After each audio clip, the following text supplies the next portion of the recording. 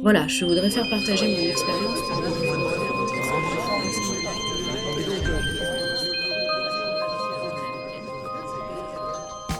Bonjour à tous. Voilà, je voudrais faire partager mon expérience pour deux raisons. Premièrement, parce que j'ai bossé en Amérique du Nord, Canada, pendant 5 ans, dans un parti anglophone qui est très ricaine. Et donc, ça me touche énormément cette nouvelle proposition de droit du travail, parce que j'ai connu ça dans un pays qui sait l'utiliser bien mieux, je pense que, même s'il y a quand même des abus, qu'on ne pourra jamais l'utiliser parce qu'il y a tellement de pression, parce qu'il y a tellement... les patrons sont tellement déséquilibrés, enfin le pouvoir par rapport aux employés que, enfin bon, vous avez vu tout ça sur le net. Donc c'était la première raison qui me fait extrêmement peur parce que je l'ai vécu bien utilisé, mal utilisé et que je sais très bien qu'en France ça ne se passera pas bien.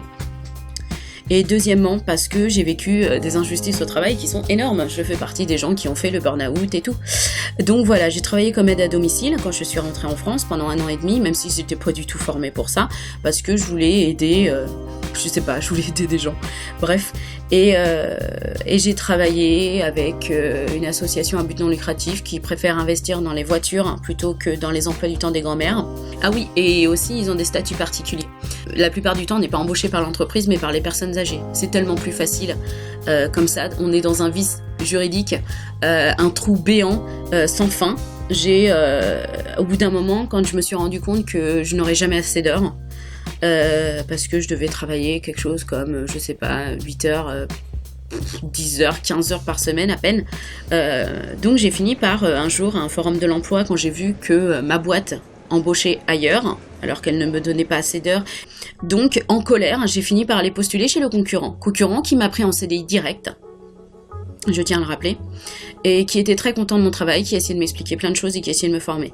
Les premiers, même si je les ai prévenus, que j'ai fait en sorte que mes emplois du temps concordent, géographiquement, au niveau du temps, de toujours être disponible s'ils en avaient besoin, a décidé de commencer à me mettre bien dans la merde, et il n'y a pas d'autre mot. C'est-à-dire que ça a été pression tous les jours, mensonge au téléphone, c'est-à-dire qu'un jour on vous dit d'aller chez Machine, et puis le lendemain on vous dit que vous êtes folle parce que vous y avez été, mais que vous deviez pas y aller parce que c'est quelqu'un d'autre. Enfin bref, c'est toute cette pression psychologique qu'on vous met sur les épaules pour vous rendre fou.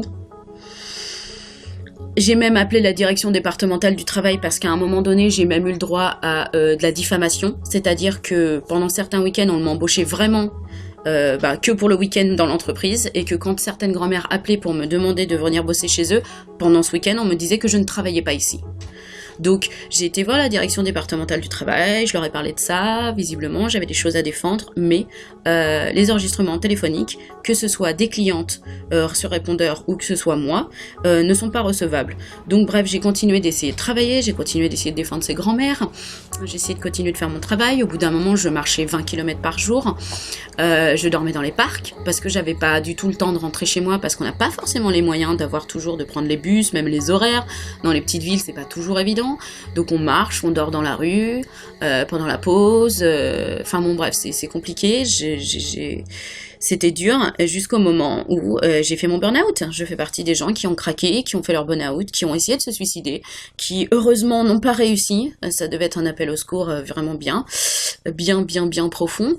Et après ça, rien, après ça c'est le vide, c'est-à-dire que les boîtes ne vous aident pas à vous remettre. Les grand-mères ne sont pas là pour vous aider non plus, elles n'y comprennent rien, elles ont perdu la boule depuis longtemps. La direction départementale du travail vous explique qu'elle voudrait bien faire des choses mais qu'elle ne peut pas. La médecine du travail veut bien vous aider, mais il y a tellement un vice juridique qu'il faut même limite appeler un avocat pour vous aider à vous faire licencier alors que vous avez essayé de vous suicider et qu'on vous demande de vous occuper de gens mourants. Donc si je ne suis pas capable de m'occuper de moi-même, comment puis-je m'occuper des autres ? On a essayé de me faire comprendre plein de fois que toutes les erreurs professionnelles étaient dues à ma faute, même quand dans les emplois du temps, on oublie complètement de vous placer et que donc personne ne s'occupe des personnes âgées pendant 24-48 heures. Et donc pour aller jusqu'au bout de cette histoire, ce qui est rigolo, c'est que quand on arrive enfin à se faire licencier et qui est une bataille d'environ, pour moi ça a été plus de 6 mois, on va à Pôle emploi pour essayer de toucher le chômage. Ce qui est assez rigolo au passage parce que maintenant je tiens à dire que je touche 5 € de chômage par jour, ce qui revient environ à 150 € de chômage par mois quand Pôle emploi ne décide pas de m'oublier pour une raison diverse ou autre. Après ça, j'ai essayé de faire ma déclaration pour le chômage quand j'ai enfin réussi à me faire virer. Et là, une personne m'oublie pendant 4 mois. J'essaye d'envoyer des emails.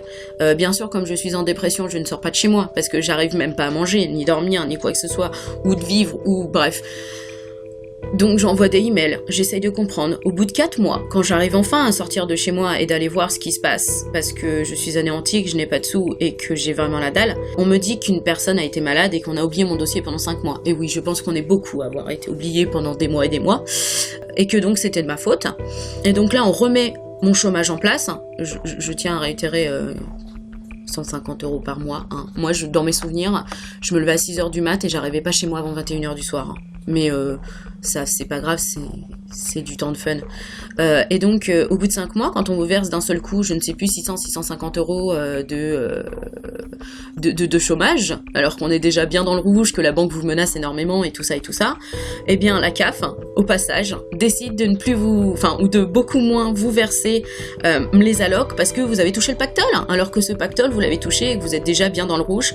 Donc bref, c'est tout un système qui est fait pour que on ne s'en sorte pas. On reste chez soi, on ne fait plus rien. Heureusement, on a la télé, et encore, ça devient très cher. Donc, je l'ai pas d'ailleurs. Donc voilà, 6 minutes 45 de vidéo, juste pour vous dire qu'on vaut mieux que ça, et que je ne souhaite à personne de vouloir mettre fin à ces jours. La preuve, ça fait 1 an, je suis encore en pyjama. J'essaye de m'en sortir, j'essaye de faire des formations, de trouver dans ma région des choses que j'aime à faire. Et en fait, j'en trouve tellement pas que je me retrouve à être formée bénévolement dans une association du type Emmaüs, parce qu'il n'y a pas d'autre choix. Et votre entourage, des fois, votre famille, ne vous parle plus de la même manière parce que vous ne travaillez pas. Non, c'est faux que je travaille pas. Je suis bénévole, je suis juste pas payée pour. Mais je fais quand même quelque chose pour ma communauté et j'aimerais bien avoir un petit peu de reconnaissance pour ça. Donc oui, effectivement, on vaut mieux que ça. On a le droit de se sentir bien dans ses baskets et ce gouvernement n'est pas du tout là pour faire en sorte que ce soit le cas.